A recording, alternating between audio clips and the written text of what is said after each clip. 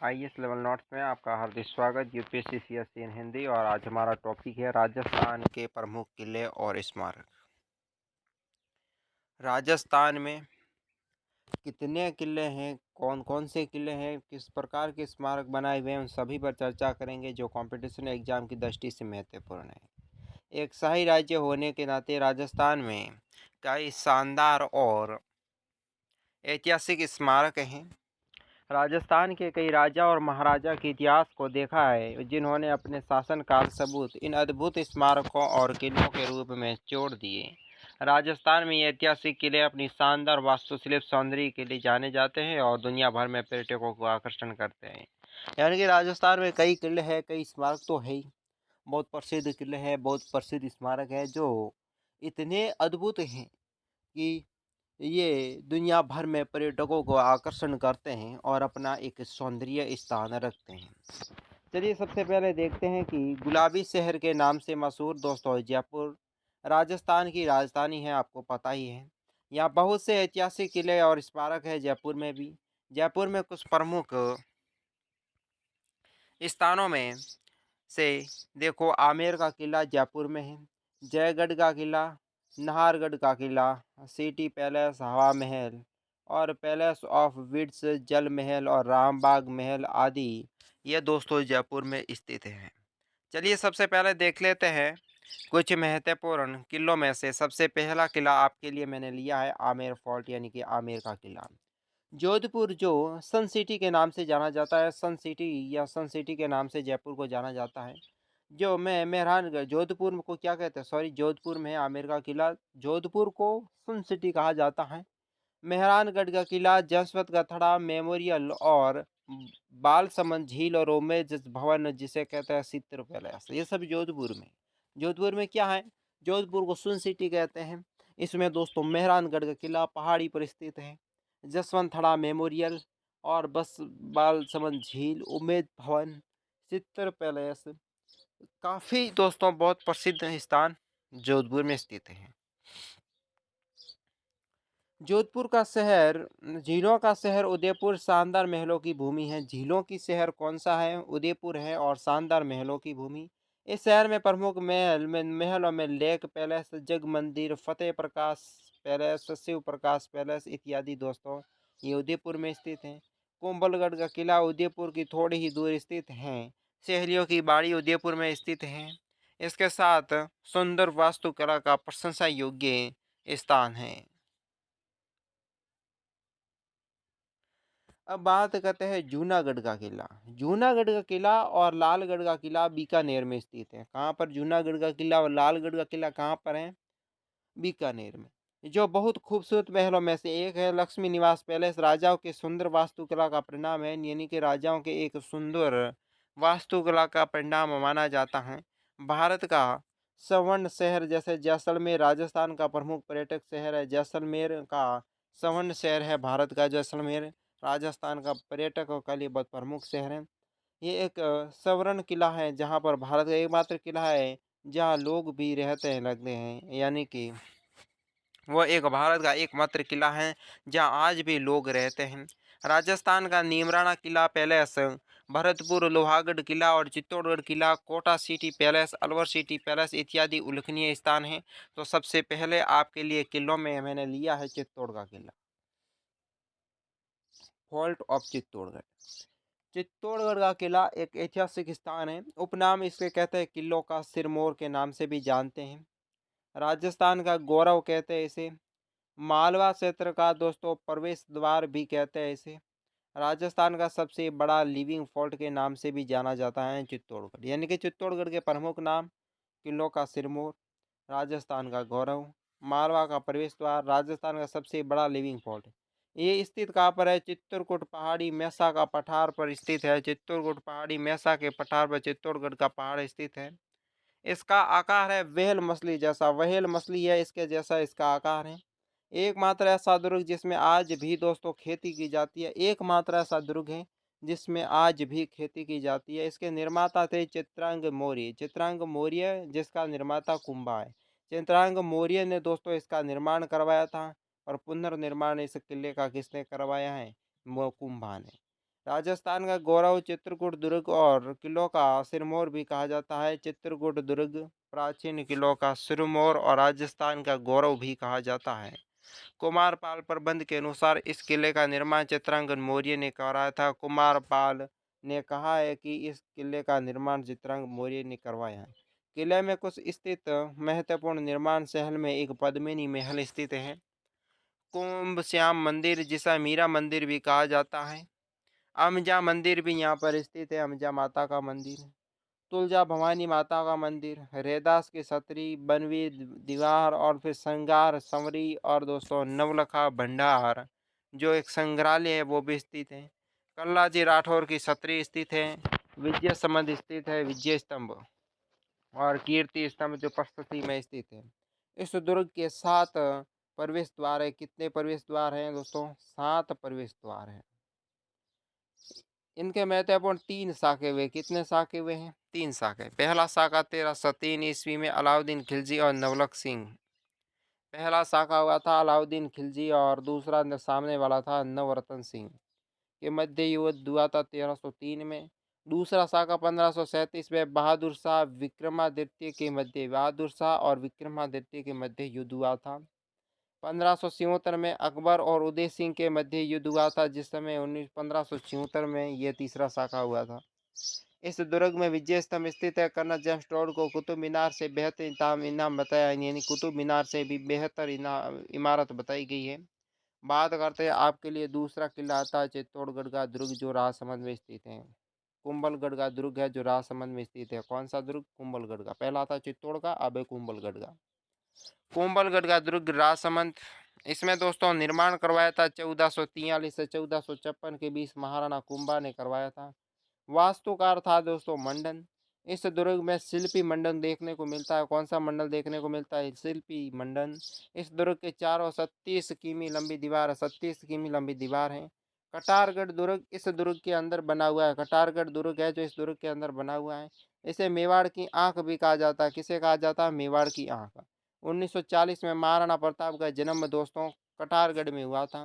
कटारगढ़ के बारे में अबुल फजल ने दोस्तों लिखा था कि ये एक बुलंदी पर बना हुआ है, जिसे नीचे से ऊपर देखने पर सिर की पगड़ी है दोस्तों वो गिर जाती है, सिर से पगड़ी गिर जाती है। इस दुर्ग में उदय सिंह का पालन पोषण हुआ है, राज्य का अभिषेक हुआ है और कर्नल जेम्स टोड ने इस दुर्ग को दोस्तों एटुक्सन की उपमा दी है। इसका निर्माण कुंभा ने अपनी महारानी के लिए करवाया था। कुंभा ने इसका निर्माण महारानी के लिए करवाया था। इसकी दीवार इतनी चौड़ी है कि 4 घुड़सवार एक साथ चल सकते हैं, इतनी इसकी दीवार चौड़ी है। बात करते हैं तीसरा किला मेहरानगढ़ का किला। मेहरानगढ़ का किला जोधपुर के निर्माता 1460 में राव जोधा ने दोस्तों जोधपुर के किले के मेहरानगढ़ का निर्माण करवाया था। मेहरानगढ़ दुर्ग की नींव ज्योतिषी गणपत दत्त ने ज्योतिषी की परामर्श पर शुक्ल एकादशी के वार शनिवार को राजाराम मेघवाल को जीवित ही गाड़ दिया था। मेहरानगढ़ जो दुर्ग हैं जिसकी नींव तो ज्योतिषी गणपत दत्त ने दी थी एकादशी वार शनिवार को, और इसे किले को बनाने से पहले एक व्यक्ति को जिंदा ही गाड़ दिया था, फिर इसके ऊपर किला बनाया राजा राम मेघवाल को। राजा राम के संघर्ष किए गए आत्म त्याग एवं स्वामी भक्ति के एवं राव जोधाजी राठौड़ ने उसे वंशजों को मेहरानगढ़ के पास सुरसागर में कुछ भूमि भी दी थी, जिसे कहते हैं पट्टा सहित भूमि दी थी राव जोधाजी ने उस मेघवाल को, क्योंकि उस मेघवाल को जिंदा इसके नीचे गाड़ा गया था, जो आज भी राग बाग के नाम से प्रसिद्ध है। होली का त्यौहार पर मेघवालों को गैर के किले में गाजे बाजे के साथ जाने का अधिकार है, यानी कि मेघवालों को गैर के किले में दोस्तों गाजे बाजे के साथ जाने का अधिकार भी है। राजा राम का जन्म कड़ेला गोत्र में केसर देवी की कोख से हुआ था। पिता का नाम मेहन सिंह था। राव जोधा जयपुर के राव रणमल को 24 संतानों में से एक थे। वे जोधपुर के 15वें शासक थे। जोधपुर के कितने शासक थे? 15वें शासक। प्रमुख दर्शनीय स्थान यहाँ पर मोती महल दोस्तों प्रसिद्ध दर्शनीय स्थल, फूल महल, फिर दोस्तों है शीश महल, फिर दोस्तों है सिले खान खाना और फिर दौलत खाना, ये है दोस्तों यहाँ के स्थान।